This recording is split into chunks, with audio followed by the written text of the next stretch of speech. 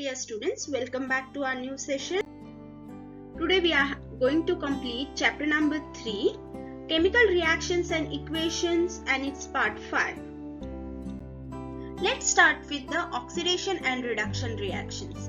Now let's see what is oxidation. The chemical reaction in which a reactant combines with oxygen or loses hydrogen to form the product is called oxidation reaction. आता असे chemical reactions ज्याच्यामध्ये reactance oxygen सोबत combine करून new products form करताय, नाही तर hydrogen loose करून new products form करताय, त्याला आपण काय म्हणणार आहे?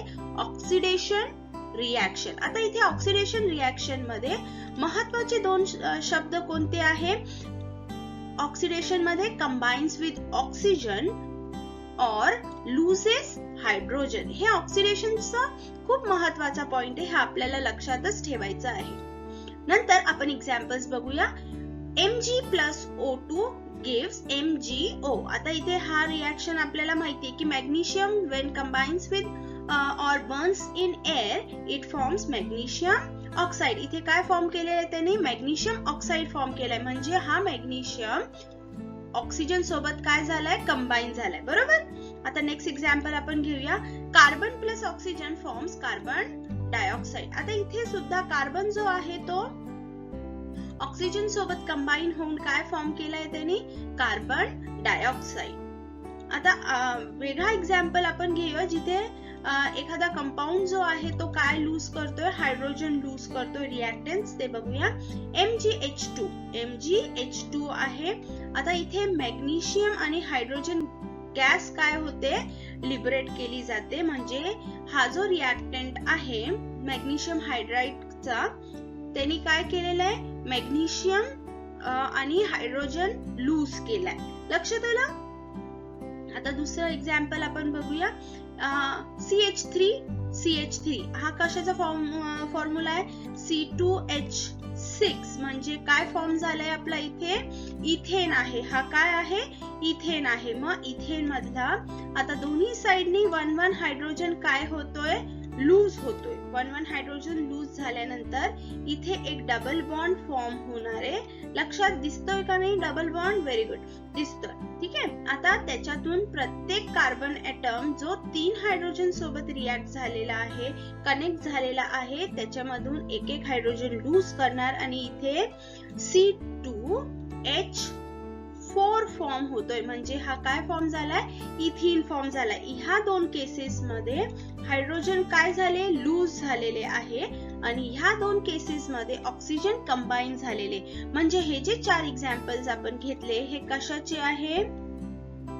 ऑक्सिडेशन रिएक्शन्सचे आहे. लक्षात आलं? ऑक्सिडेशन रिएक्शन्स काय आहे?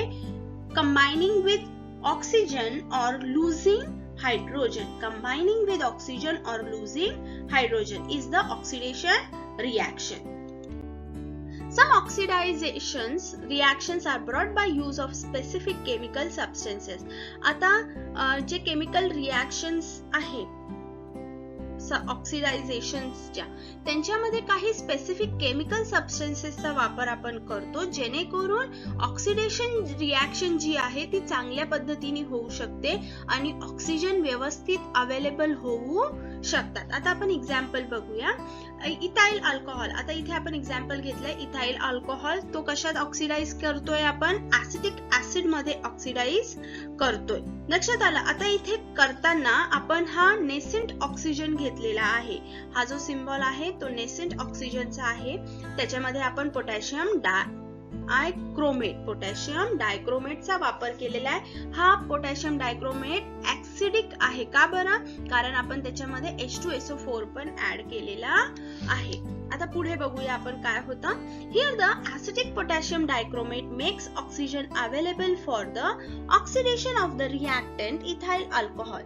Such chemical substances which bring about an oxidation reaction by making oxygen available are called oxidants or oxidizing agents. आता हे जे पोटॅशियम डायक्रोमेट आहे हा काय करणार आहे? ऑक्सिजन अवेलेबल करून देणार आहे. कोणाला? इथाइल अल्कोहोलला. लक्षात आलं? आता जेव्हा हे जे सबस्टन्सेस असतात त्यांना आपण काय म्हणणार आहे, ऑक्सिडंट्स नाही तर ऑक्सिडायझिंग एजंट्स असे म्हणणार आहोत. का बरं ऑक्सिडायझिंग एजंट्स म्हणणार आहे आपण, कारण ते आपल्याला ऑक्सिजन अवेलेबल करून देतात म्हणून. काय करून देतात ते आपल्याला, ऑक्सिजन अवेलेबल करून देतात म्हणून. A variety of oxidants are used to bring about a controlled oxidation. आता हे जे ऑक्सिडायझिंग एजंट्स अजून एक काम करतात की ते कंट्रोल्ड ऑक्सिडायझेशन करतात, म्हणजे ते कंट्रोल मध्ये पण ठेवतात. पोटॅशियम डायक्रोमेट आणि potassium permanganate are the commonly used chemical oxidants. Potassium dichromate आणि पोटॅशियम परमॅंगनेट हे काय आहे, कॉमनली युज्ड, म्हणजे आपण जास्त शक्यतो ह्यांचाच वापर जास्त करतो केमिकल ऑक्सिडंट्स म्हणून. काय म्हणून, केमिकल ऑक्सिडंट्स म्हणून ह्यांचाच वापर आपण करतो.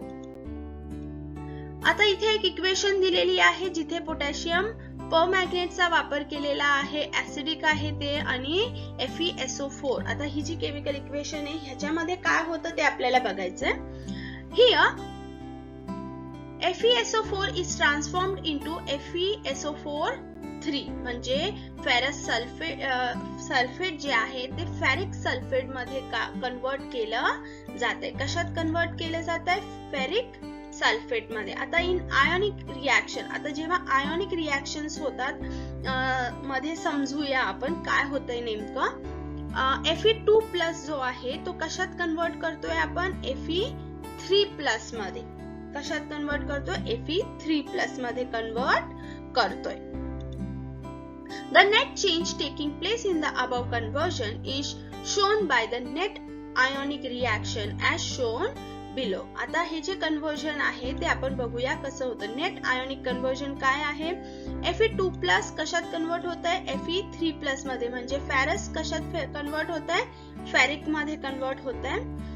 This net ionic reaction represents the oxidation brought about by KMnO4, म्हणजे पोटॅशियम परमॅंगनेटच्या मदतीने हे जे ऑक्सिडेशन झालेलं आहे ते आपण दाखवतोय. When ferric ion is formed from ferrous ion, the positive charge is increased by 1 unit. आता इथे जेव्हा फेरिक ऑक्साइड फेरिकचे आयन फॉर्म होत आहे, म्हणजे Fe3+ जेव्हा फॉर्म होतोय, कशापासून फॉर्म होतोय, Fe2+ पासून फॉर्म होतोय, तर इथे एक पॉझिटिव्ह चार्ज काय होणार आहे, इन्क्रीज होणार आहे. एक पॉझिटिव्ह चार्ज इन्क्रीज होणार आहे. कशाच्या मदतीने इन्क्रीज होतोय तो, KMnO4च्या मदतीने इन्क्रीज केला जातोय. लक्षात आलं का कशामुळे ही रिएक्शन्स होत आहे, KMnO4 मुळे, पोटॅशियम परमॅंगनेट मुळे फॉर्म होत आहे. While this happens, the ferrous ion loses 1 electron. आता जेव्हा फेरिक मध्ये एक प्लस चार्ज येतोय, पॉझिटिव्ह चार्ज येतोय, तेव्हा फेरस मधला एक पॉझिटिव्ह चार्ज काय होतोय, जातोय, म्हणजे एक इलेक्ट्रॉन काय होतोय, मायनस केला जातोय, लूज केला जातोय. लक्षात आलं. म्हणून आपण काय म्हणू शकतो, oxidation means losing 1 or more electron. Oxidation काय आहे, 1 इलेक्ट्रॉन लूज करणे, नाही तर त्याच्यापेक्षा जास्त पण आपण लूज करू शकतो. The chemical reaction in which reactant gain hydrogen are called reduction reactions. आता ज्या रिएक्शन्स मध्ये आपण हायड्रोजन गेन करतो त्याला आपण काय म्हणणार आहे, रिडक्शन रिएक्शन म्हणणार आहोत. Similarly, the reaction in which a reactant loses oxygen to form the product is called reduction reaction. आता इथे दोन गोष्टी तुमच्या लक्षात घ्यायच्या आहेत. रिडक्शन रिएक्शन मध्ये gaining of hydrogen and losing of oxygen हे same opposite to the oxidation reaction चे अपोजिट आहे.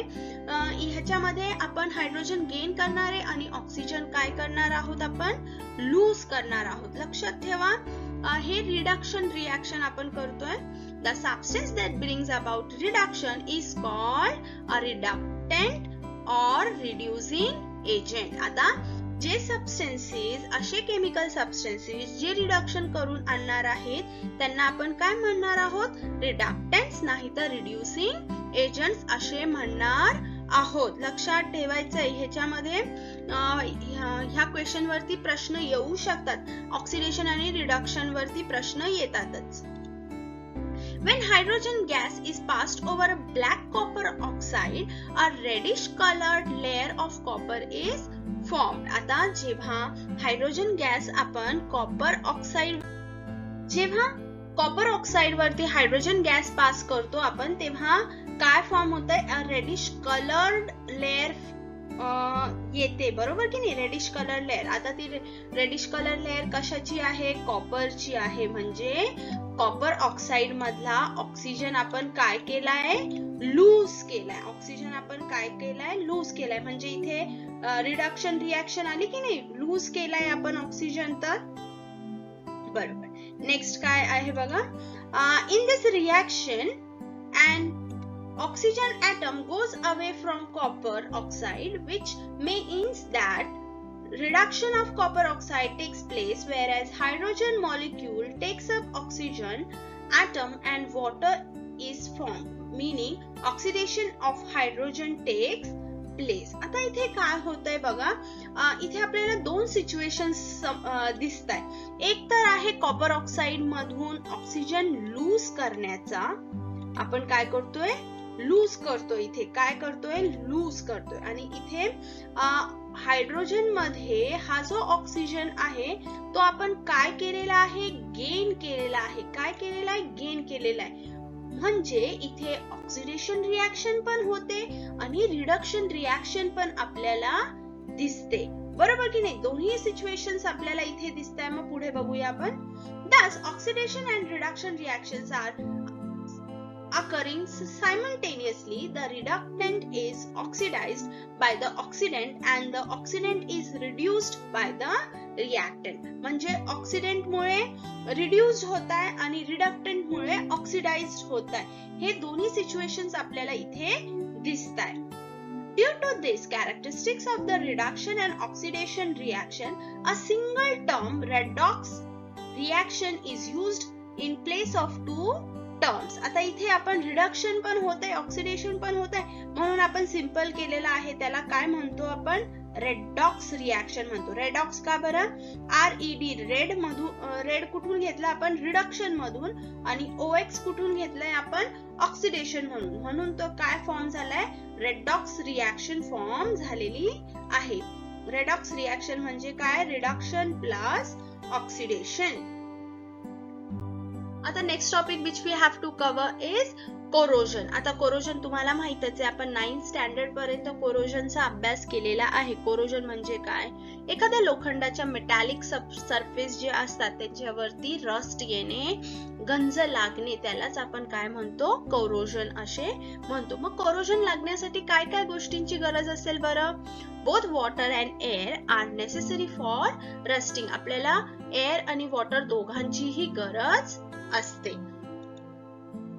The rust process takes place rapidly in presence of salt. आता रस्टिंग प्रोसेस जी आहे ती रॅपिडली होऊ शकते.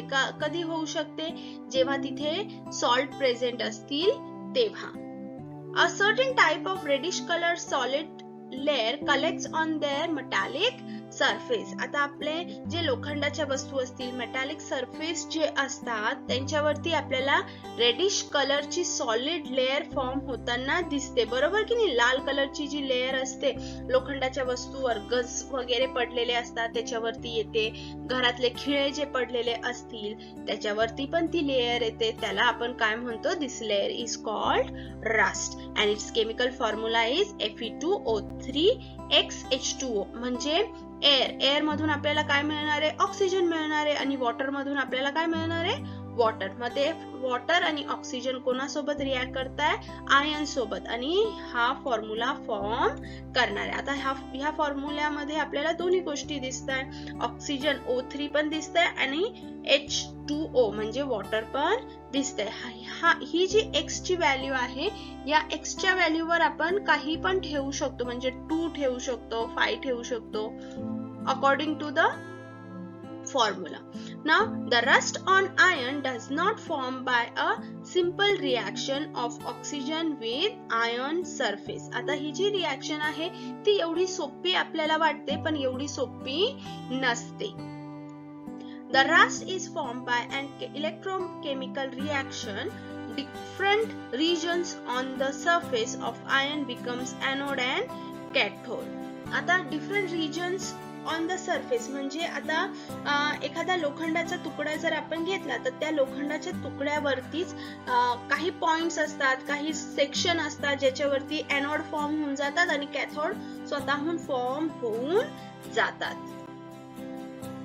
आता पहिले बघूया आपण Fe is oxidized to Fe2 plus in the anode region. म्हणजे Fe जी आहे म्हणजे आयन जो आहे त्या कोणत्या फॉर्म मध्ये कन्वर्ट केलाय, Fe2+ च्या फॉर्म मध्ये कन्वर्ट केलाय. 2 इलेक्ट्रॉन्स आपण काय करतोय, लूज करतोय. लक्षात आलं.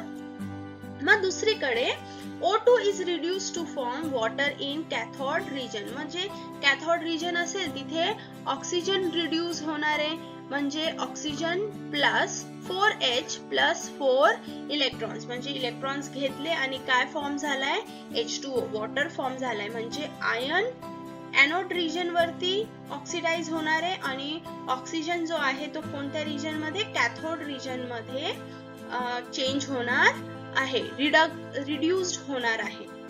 When Fe2+ ion migrate from the anode region, they react with water and further gets oxidized to form Fe3+ ions. आता जेव्हा Fe2+ ion migrate होतात म्हणजे एनोड रिजन कडून ते कॅथोड रिजन कडे जात असतात तेव्हा ते कोणासोबत रिॲक्ट करतात, वॉटर सोबत रिॲक्ट करतात आणि काय फॉर्म करणारे, ऑक्सिडाइज होऊन काय फॉर्म करणारे, Fe3+ ions फॉर्म करणार आहे.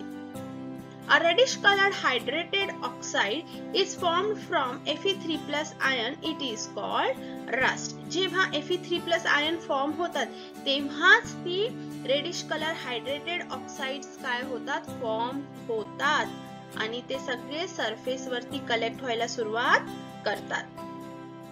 मग फॉर्म्युल्यामध्ये आपण काय लिहिणार आहे, Fe3+ plus H2O gives Fe2O3H2O म्हणजे 6 हायड्रोजन लूज करणारे आणि वॉटर हा फॉर्म्युला तयार होणार. लक्षात आलं.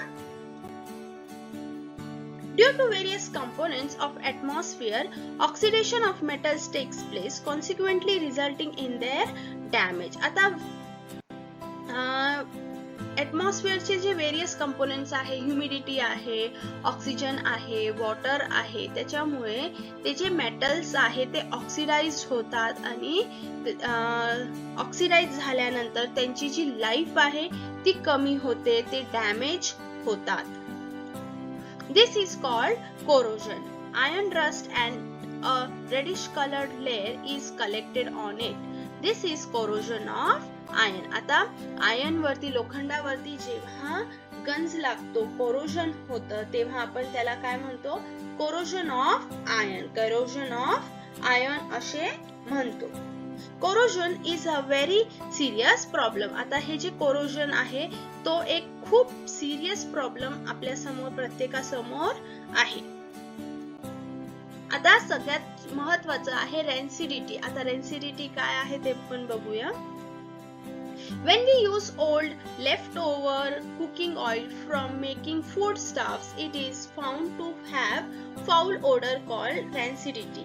आता जेव्हा आपण खूप जुनं तेल वापरतो, काही 4-5 दिवसाआधी वापरलेलं तेल परत वापरतो, वापरलेलं तेल म्हणजे काही तळण वगैरे केलं असेल, परत त्याच तेलाचा वापर आपण जेव्हा करतो तेव्हा त्याच्यातून घाण वास येत असतो, फाउल ओडर येत असते, त्याला आपण काय म्हणतो, रेन्सिडिटी म्हणतो. काय म्हणतो, रेन्सिडिटी.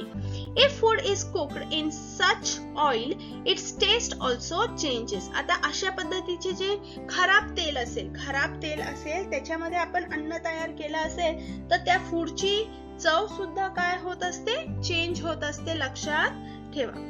When oil or ghee is left aside for a long time or fried food is left aside for a long time, it's undergo air oxidation and become rancid. आता आपलं तेल आहे, घी आहे, खूप खूप खूप दिवसांपर्यंत उरलेलं असेल, तसंच पडलेलं असेल, तर ते काय होतं, ऑक्सिडाइज होणार आहे, एअर सोबत ऑक्सिडाइज होऊन रॅन्सिड तयार होणार, म्हणजे खराब होणार आहे. आणि आपण जे फ्राईड वस्तू असतात, म्हणजे समजा आईनी पापड तळले, वेफर्स तळले घरात मध्ये, आणि त्याला असे ओपनली आपण ठेवून दिलं चुकून, तर थोड्या वेळाने ते काय होतात, ऑक्सिडाइज होतात आणि रॅन्सिड तयार होतात, म्हणजे खराब होतात. Rancidity in the foodstuff cooked in oil or ghee is prevented by using oxidant. आता rancidity जी आहे ती आपण प्रिझर्व करू शकतो, प्रिव्हेंट करू शकतो. कशामुळे? अँटीऑक्सिडंट्सचा वापर करून. अँटीऑक्सिडंटचा वापर. अँटीऑक्सिडंट्स काय असतात, जे त्या फूडला खराब होऊ देत नाही, ऑक्सिडेशन प्रोसेस त्या फूडवर होऊ देत नाही, त्यांना आपण अँटीऑक्सिडंट असे म्हणतो. The process of oxidation reaction of foodstuff can also be slowed down by storing it in an airtight container. आता जे फूड आहे, जे पण आपण शिजवलेलं आहे, तळलेलं आहे, त्याला चांगल्या पद्धतीने ठेवायचं असेल आणि ही जी ऑक्सिडेशन रिॲक्शन आहे ती कमी करायची असेल, तर आपल्याला त्या वस्तू कुठे ठेवाव्या लागतात, एअरटाईट कंटेनर्स मध्ये स्टोर कराव्या लागतात. लक्षात ठेवा, रॅन्सिडिटी जी आहे ती खूप महत्वाची आहे, कारण ऑइल जे आहे ते आपल्या बॉडीमध्ये जाणार आहे, आपल्या इंटरनली जाणार आहे, ते खराब तेल कधीही वापरू नाही, म्हणजे तेलाचा वापर आपण कमीच केला पाहिजे, लक्षात घ्या.